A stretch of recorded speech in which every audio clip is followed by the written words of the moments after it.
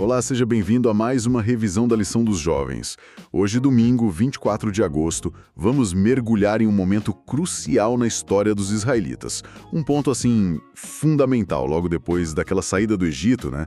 Um evento que, nossa, mudou tudo para eles. E o tópico central de hoje é fascinante e super importante. A necessidade que Israel teve de, basicamente, reaprender quem era Deus. Imagina só.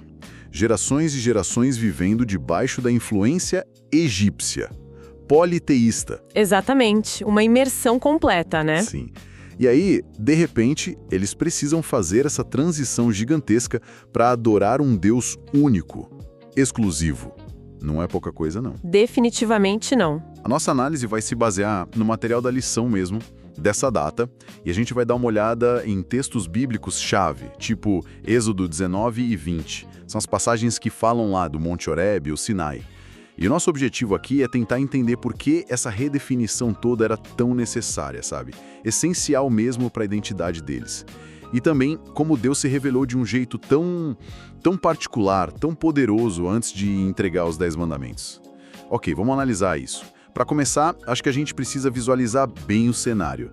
Não foram uns aninhos, né? Foram séculos. Gerações de israelitas nascendo e crescendo no Egito. É muito tempo. A cultura egípcia estava em tudo. Exato. E a religião, então? Não era algo à parte. Estava ali, no dia a dia. O material da lição descreve bem, né? Um sistema super complexo, cheio de deuses para tudo quanto é lado. Sim, um panteão enorme. Cada um cuidando de uma coisa. Natureza, vida humana e muitos rituais, cerimônias constantes. Tudo para tentar agradar esses deuses, né? Para manter a tal da Ma'at, a ordem cósmica. Era uma visão de mundo bem diferente, com o divino todo fragmentado. E aí é que tá o nó da questão, o tamanho do desafio para eles. Essa exposição toda, essa imersão cultural, fez com que ficasse quase impossível para o israelita comum daquela época entender o Deus dos pais deles, Abraão, Isaac, Jacó, como ele realmente era. A ideia de um Deus único, que não se vê, sem forma física, e que ainda por cima pedia a lealdade total, isso era muito estranho, talvez até impensável para muitos, né? Com certeza. Eles estavam acostumados com deuses que tinham lugar certo, função certa, deuses que, de alguma forma, podiam ser manipulados com os rituais. Precisava de uma limpeza mental, sabe? Um reset na teologia deles para começar a entender a aliança que Deus estava propondo. Faz todo sentido. E nesse cenário, o Deus dos Hebreus aparece de um jeito radicalmente diferente. A própria libertação do Egito já foi um sinal disso, né? Nossa, sem dúvida. Aquilo foi uma demonstração de poder que deve ter parecido para eles uma derrota humilhante para os deuses egípcios, até para o faraó, que era visto como divino. Exato. Esse Deus se mostrou superior, mas não só em força bruta, né? Era diferente na própria essência. E o que é fascinante aqui, e o material da lição toca nisso, é justamente a natureza dessa diferença. Não era só poder cósmico. O Deus que liberta e chama para o Sinai pedia algo inédito e até desconcertante para a mentalidade da época, lealdade total. Adoração exclusiva. Exclusiva, essa palavra é chave. É chave. O conceito de Deus zeloso, que aparece depois nos mandamentos, já está implícito ali. E é importante entender esse zelo não como um ciúme humano, mesquinho, mas como uma afirmação da singularidade dessa relação que ele queria. Entendi. Não dava para misturar, sabe? Adorar a ele e a outros deuses como todo mundo fazia ao redor. Era tudo ou nada. Essa exclusividade era a base da aliança. Essa exigência de exclusividade já devia ser um choque cultural enorme. Mas tinha algo ainda mais radical, que colocava o Deus de Israel numa categoria única mesmo. Sim. É que muitas culturas antigas tinham um Deus principal, né? Um chefe do Olimpo, tipo Zeus ou Marduk na Babilônia. Mas sempre tinha outros deuses ali, menores. É verdade. Só que o Deus de Israel, pelo que entendi, não se apresentou como o maioral. A afirmação era outra. Eu sou o único Deus. Não tem outros. Isso sim é que era revolucionário, né? Aqui é onde fica realmente interessante pensar nisso, para quem acabou de sair do Egito. Se conectarmos isso ao quadro geral, a gente vê como essa unicidade absoluta está ligada diretamente ao caráter desse Deus que os textos descrevem. Ele não estava só interessado em rituais e sacrifícios, embora isso tivesse seu lugar, claro. Mas ele demonstrava um interesse igualmente profundo, talvez até maior, em como o povo vivia, como tratavam uns aos outros, a ética, a justiça, a compaixão com o estrangeiro, a viúva, o órfão. Ah, então não era só sobre adoração. Não. O material até menciona o plano de Deus de dar instruções específicas, as leis, que iam muito além do culto. Elas iam moldar a sociedade, as relações, a economia, tudo. Entendi. A unicidade de Deus não era só uma ideia abstrata, sabe? Era o fundamento para um novo jeito de viver, uma sociedade baseada nos princípios éticos dele. Então, essa preparação para receber as leis, os mandamentos, que iam refletir esse caráter único, foi levada muito a sério. A história nos leva do Egito para o deserto, lá para o Monte Horebe, o Monte de Deus. Sim. E antes de qualquer mandamento ser dito, Êxodo 19 conta que o povo teve que se preparar, se lavar, consagrar as roupas, ficar longe do monte. Por que isso tudo? Essa necessidade de purificação, de preparação. O que sinalizava? Sinalizava a grandeza, a santidade do que ia acontecer. Não era um encontro qualquer, era um encontro com o Criador. Essa preparação servia para várias coisas. Primeiro, para gerar um senso de reverência, de temor santo. Faz sentido, depois de séculos no Egito? Exato! No Egito, os deuses tinham imagens, a relação era quase uma troca. Era preciso entender que esse Deus era diferente, transcendente, santo.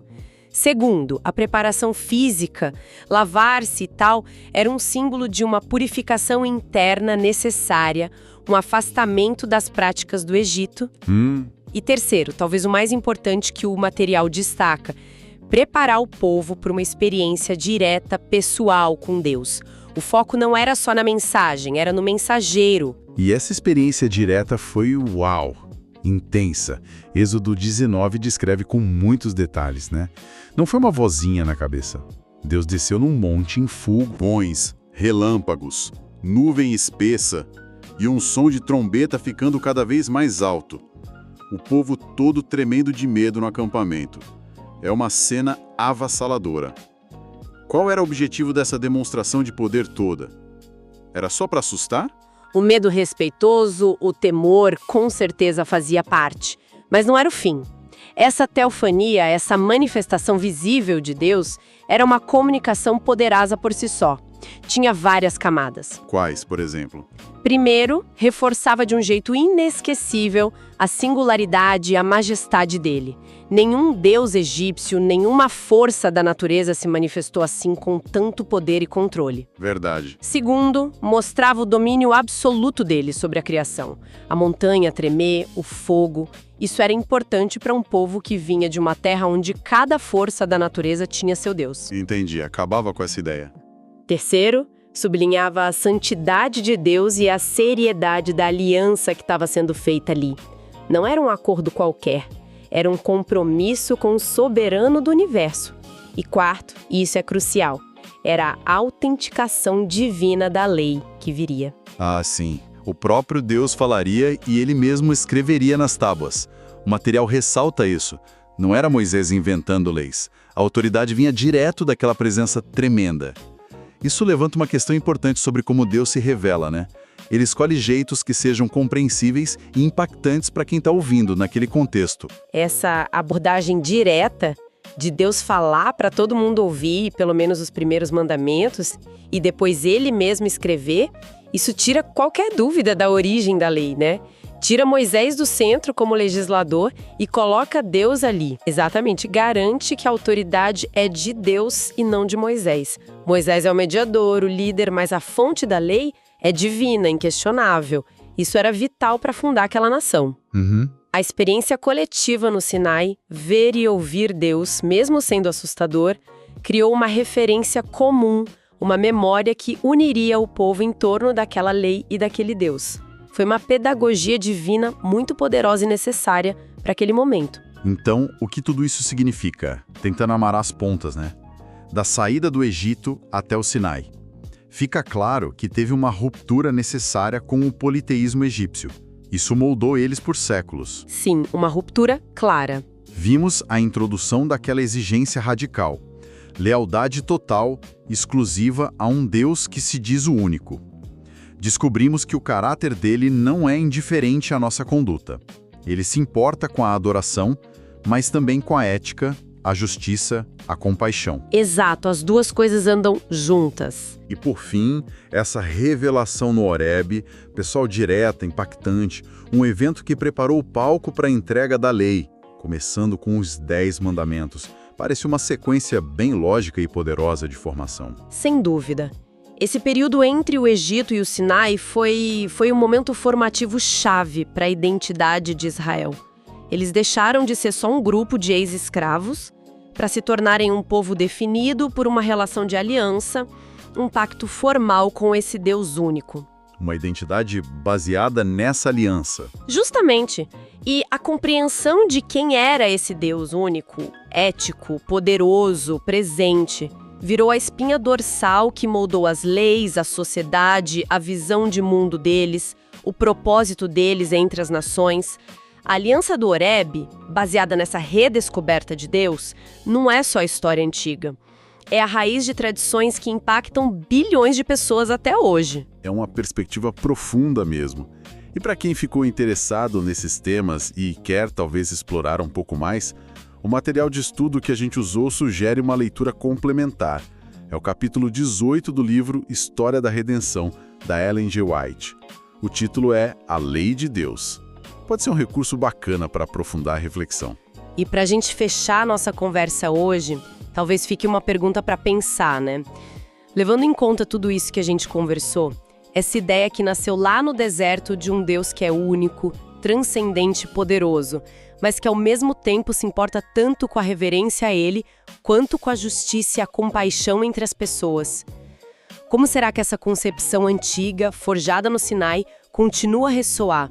Ou, quem sabe, a desafiar as nossas ideias hoje sobre o divino, sobre espiritualidade e sobre a nossa responsabilidade uns com os outros neste mundo tão complexo. Até amanhã no próximo estudo. Até mais.